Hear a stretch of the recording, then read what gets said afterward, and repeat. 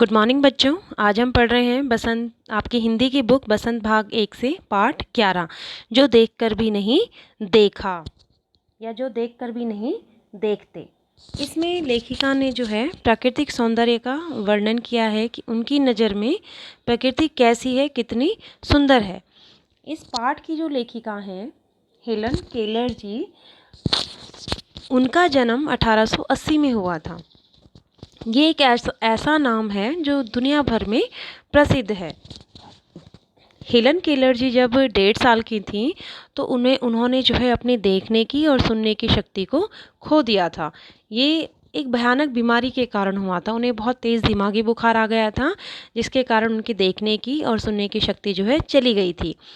इतना सब कुछ हो गया था उनके जीवन में, लेकिन फिर भी उन्होंने कभी हिम्मत नहीं हारी, कभी उन्होंने हार नहीं मानी। और वो दुनिया की ऐसी पहली महिला थी जो देखती नहीं थी, लेकिन फिर भी उन्होंने जो है आर्ट्स में ग्रेजुएशन कंप्लीट करी थी। यानी कि वो देख भी नहीं पाती थी, सुन भी नहीं सकती थी ढंग से, और उन्होंने जो है फिर भी ग्रेजुएशन कंप्लीट कर ली थी अपनी आर्ट्स विषय में।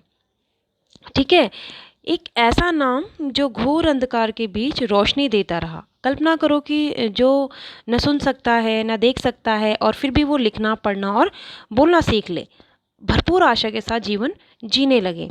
तो उनका भी योगदान जो है इस दुनिया के लिए बहुत यादगार है।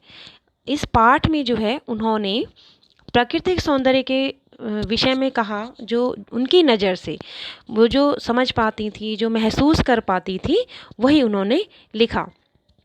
वो कहती हैं कि अगर आपकी आँखें नहीं हैं, ठीक है, आपकी आँखें नहीं हैं लेकिन आप चीज़ों को फिर भी महसूस कर रहे हो, उसको समझ पा रहे हो, बजाय उनके जिनकी आँखें हैं, आपने चीज़ों को देखा, आपने चीज़ों को समझा, तब तो आपने उस चीज़ को महसूस किया। लेकिन केवल आपने देखा और बस देख कि हाँ चलो ठीक है, तो अगर आपने सही इस्तेमाल नहीं करा अपनी आँखों का, तो आपने क्या देखा? कुछ भी नहीं। तो इस पाठ में लेखिका वही कहती है कि जो देखकर भी नहीं देखते, यानी कि जिन लोगों की आँखें हैं वो फिर भी उन्हें कुछ दिखाई नहीं देता है, बस वो महसूस ही नहीं करते कुछ चीज़ों को। तो एक बार जो है लेखिका की दोस्त जंगल में जाती है घूमने के लिए।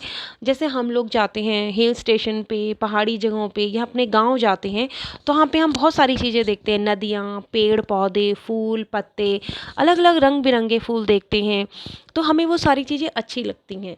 लेकिन यहाँ पर जो है अच्छी हमें तब लगती हैं जब हम उन चीज़ों को दिल से महसूस करते हैं, तभी वो हमें अच्छी लगती हैं।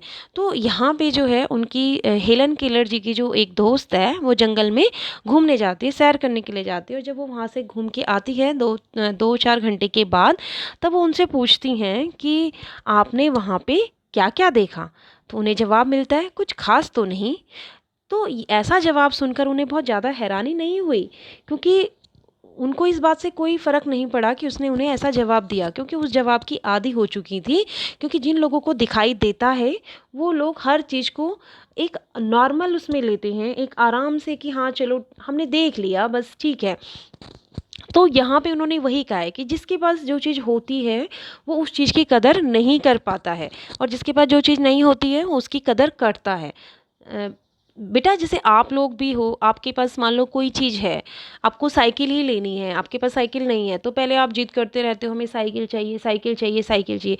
लेकिन जब वो चीज़ आपके पास आ जाती है तो आप कुछ दिन उसका इस्तेमाल करते हो, उसको घुमाते फिराते हो, उसको साफ़ सफाई करते हो। लेकिन उसके बाद क्या होता है कि जैसे ही आप जो है आपका मन भर जाता है, 2-4 दिन के बाद वो साइकिल कहीं कोने में पड़ी रहती है, आप उसकी तरफ ध्यान भी नहीं देते हो। तो उन्होंने यहाँ पे यही बोला है कि जो चीज़ हमारे पास होती है हम उसकी कदर नहीं कर पाते, और जो चीज़ हमारे पास नहीं होती उसकी तरफ हम भागते रहते हैं। तो यहाँ इस पाठ में उन्होंने अपने मन के भावों को व्यक्त किया है कि जो लोग जो देखने वाले नहीं समझ पाते, देखने वाले महसूस नहीं कर पाते, लेकिन हेलन केलर जी वो महसूस करती थी। उन्होंने उन्होंने कहा कि मैं चीड़ के पेड़ की खुरदरी छाल को महसूस कर सकती हूँ। मैं जो है भोजपत्र की जो छाल है, चिकनी छाल है, मैं उसको महसूस कर सकती हूँ। वो ये कहती हैं कि जब मैं पेड़ों को छूती हूँ तो मुझे बहुत अच्छा लगता है, मैं उसको महसूस कर पाती हूँ। और उस पेड़ की टहनियों में जब पंछी बैठे होते हैं, पक्षी बैठे होते हैं और जब वो उड़ते हैं और उनकी आवाज़ मधुर ध्वनि मेरे कानों में पड़ती है तो मुझे बहुत सुंदर, मुझे बहुत अच्छी लगती है, बहुत प्यारी लगती है, बहुत मीठी उनकी आवाज़ मुझे लगती है। आगे वो कहती हैं कि मैं फूलों की सुंदरता को महसूस करती हूँ। वो कहती हैं कि जब मैं फूलों को छूती हूँ और उनके मुलायम जो फूलों की जो पंखुड़ियाँ होती हैं वो मुझे बहुत अच्छी लगती हैं। मैं उनको फ़ील कर पाती हूँ, मैं उनको महसूस कर पाती हूँ, उनके मुलायम उसको महसूस कर पाती हूँ। कहीं से वो पंखुड़ियाँ टेढ़ी-मेढ़ी होती हैं, कोई पंखुड़ियाँ सीधी होती हैं, तो मैं उन सबको महसूस करती हूँ, मैं उनसे दिल से महसूस करती हूँ और मुझे वो सारी चीज़ें बहुत ही सुंदर प्रतीत होती हैं कि ये जो ईश्वर ने दुनिया बनाई है, ईश्वर ने जो ये संसार बनाया है वो कितना सुंदर होगा।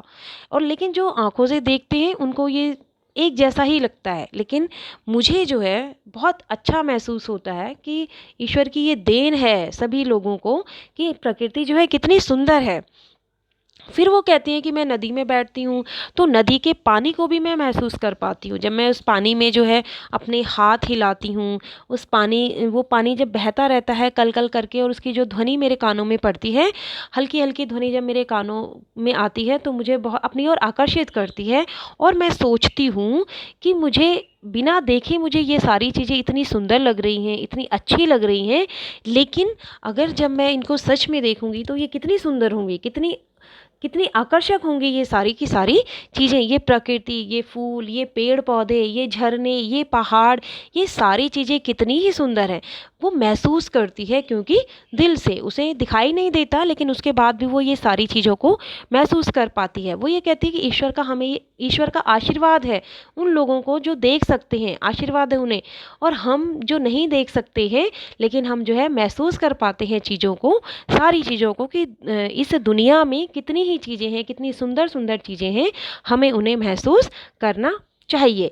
वो हर चीज़, फूलों की सुगंध को महसूस करती हैं, जब वो भीनी-भीनी खुशबू उनको वो लेती हैं, उनकी नाक से जाती है, तो वो बहुत उनको अच्छा लगता है, बहुत खुशी होती है कि कितनी सुंदर खुशबू। फूल अलग-अलग तरीके के होते हैं, अलग-अलग खुशबू को महसूस करती हैं, उसको सूँघ पाती हैं।